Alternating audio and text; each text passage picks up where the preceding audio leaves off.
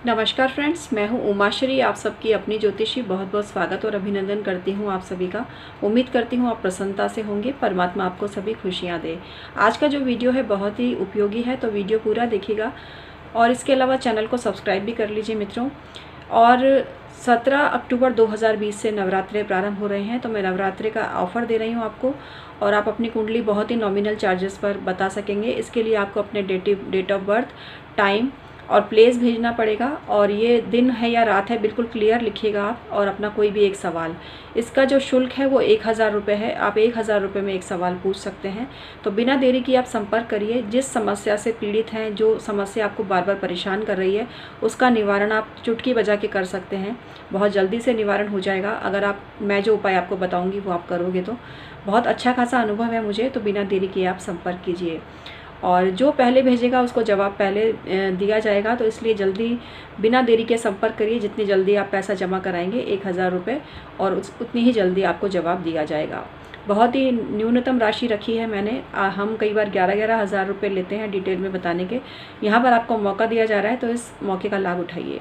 आइए आज का वीडियो शुरू करते हैं। आज मैं आपको बताने जा रही हूँ, अगर आपके घर में बाहर का कोई भी गेस्ट आता है तो उसको आपको भूल कर भी अपने घर में इस जगह पर ना बैठाएं, या गलती से अगर वो इस जगह बैठ जाता है तो आपके जीवन में कई तरह की समस्याएं व्याप्त हो सकती हैं। किस तरह से, आइए जानने का प्रयास करते हैं। लेकिन जिनको इनमें भरोसा है वो इसे माने, जिनको भरोसा नहीं है वो ना देखें वीडियो, क्योंकि आपके किसी काम की नहीं है। विश्वास में ही सब कुछ है। जो ज्योतिष में विश्वास रखते हैं उनके लिए हर जानकारी उपयोगी होती है, लेकिन जो किंतु परंतु करते हैं उनका फिर हम कुछ नहीं कर सकते मित्रों, क्योंकि हम अपने विचार आपको मानने के लिए बाध्य नहीं करते हैं।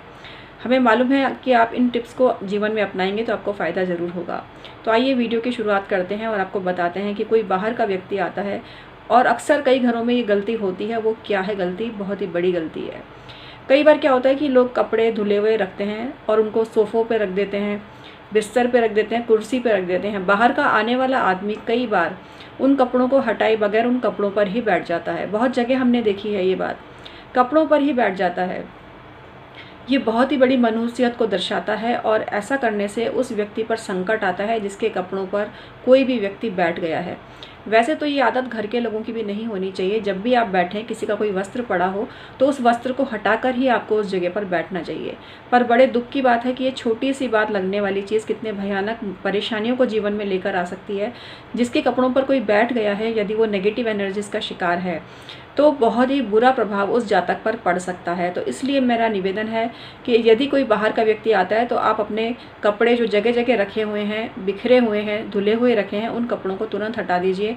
इनकेस कोई बैठ गया है तो उस कपड़े को दोबारा धोने में डालिए। ये हेल्थ की दृष्टि से भी बढ़िया है, हाइजीन की दृष्टि से भी बढ़िया है, लेकिन ये मनुष्यत को बढ़ावा नहीं देता है। मतलब मनुष्यत को बढ़ाता है। अगर आप ऐसा नहीं करेंगे ना, मतलब ध्यान रखेंगे इस बात का, तो मनुष्यत नहीं पनप पाएगी। ये बहुत ही अशुभ संकेत होता है और उस व्यक्ति के जीवन पर खतरा कई बार आ जाता है, क्योंकि ये बहुत ही एक परेशानी वाला संकेत है। दूसरा जगह है आपके घर का मंदिर। कई लोग आगे बढ़ बढ़कर अपने मंदिर के भगवान दिखाते हैं। आजकल तो यूट्यूब पर भी ये प्रचलन चल रहा है, लोग अपनी क्लीनिंग दिखाते हैं मंदिर की। खैर, इसमें उनकी भावना का मैं सम्मान करती हूँ। कई बार इच्छा होती है इंसान की कि वो बताए लोगों को। लेकिन अगर आपके घर में कोई भी गेस्ट आया है, यूट्यूब पर कोई वीडियो बना रहा है, यहाँ मैं उसकी निंदा नहीं कर रही हूँ, वो एक अलग मैटर हो गया। लेकिन यदि कोई आपके घर में आया है तो आप हर किसी को अपने भगवान ना दिखाएं। भगवान भी नजर आ जाते हैं, और जिस भगवान की आप पर अपार कृपा बनती थी, जिस भगवान को ये आगे हाथ जोड़ते आपके सभी काम बनने लगते थे, कई बार ऐसा भी संकट देखने में आया है कि वो भगवान फिर उनकी सुनते ही नहीं है और उनका कोई काम बनता नहीं है।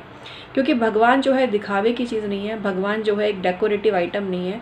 वो उनके तार आपके मन से मन के जुड़े हुए तार हैं। भगवान आपकी श्रद्धा भावना को देखते हैं, लेकिन भूल कर भी अपने भगवान को हर आने जाने वाले अनजान मनुष्य को तो दिखाना ही नहीं है। लेकिन ऐसा मनुष्य जो आपका मिलने जुलने वाला है, उससे भी अपने भगवान की जो है बिना बात में अपने घर का मंदिर उनको नहीं दिखाना चाहिए, क्योंकि ये पूर्ण रूप से गोपनीय प्रयोग होते हैं। कई चीज़ें मंदिर में रखी हुई होती हैं और वो पूर्ण रूप से गोपनीय होती हैं, वो किसी को दिखाई नहीं जाती।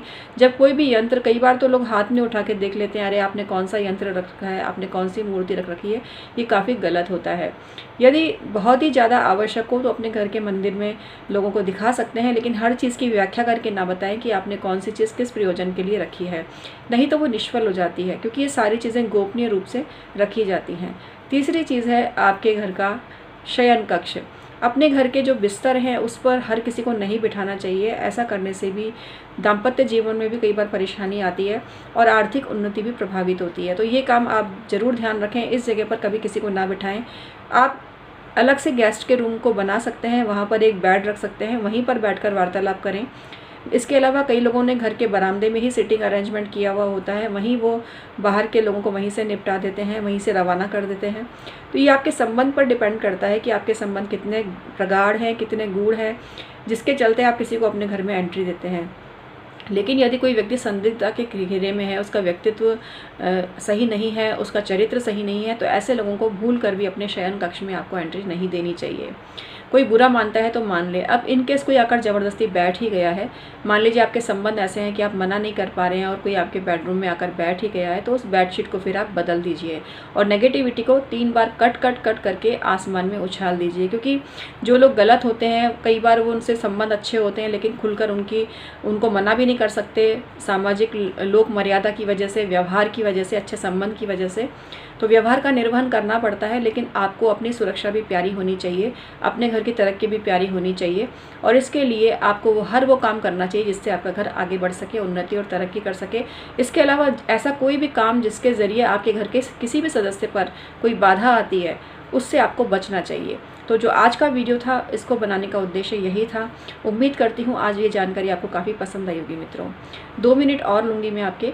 मित्रों, यदि आपको जीवन में कोई भी परेशानी घेरे हुए हैं तो आप बिना देरी किए कुंडली परामर्श लीजिए। 17 तारीख से मैं ऑफ़र चालू कर रही हूँ। 1000 में आप एक सवाल पूछ सकते हैं, तो बिना देरी किए आप संपर्क करिए।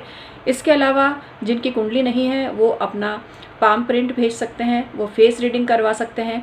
कई बार कुंडली में जो प्रॉब्लम है वो ऐसा देख के लगता है, कोई जो सवाल पूछता है तो ऐसा लगता नहीं है कि वो प्रॉब्लम उसको होगी। ऐसा लगता है जैसे कोई पूछ रहा है मेरे मकान कब बनेगा, और कुंडली देखकर हमें लग रहा है भाई इसके तो 1 या 2 मकान होने चाहिए। तो हमें आश्चर्य होता है कि जब आप सवाल पूछ रहे हैं तो वो सवाल सही ही होगा, गलत सवाल तो क्यों पूछेंगे आप।